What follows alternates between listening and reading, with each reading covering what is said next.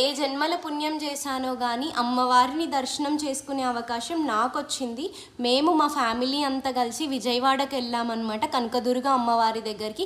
ఇక్కడ చీరలు వేలం పాటలో పెట్టారు, అమ్మవారి చీరలు చూడంగానే నాకు చాలా బాగా అనిపించింది. అండ్ ఒక్కొక్క చీర మనకి 100 నుంచి 500 మధ్యలోనే ఉన్నాయన్నమాట. అమ్మవారికి సమర్పించిన చీరలు అవే వేలం పాటలో పెట్టారు. బయట షాపుల్లో కూడా అమ్ముతున్నారు, అవన్నీ అమ్మవారివే.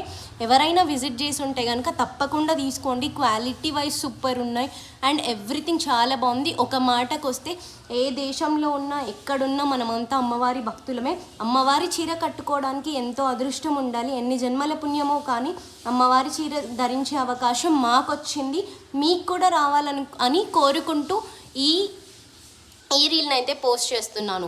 వీడియో నచ్చితే like, share and subscribe and తప్పకుండా బెల్ ఐకాన్ని క్లిక్ చేయండి అండ్ నా ఛానల్ని అయితే సబ్స్క్రైబ్ చేసుకోండి. మరిన్ని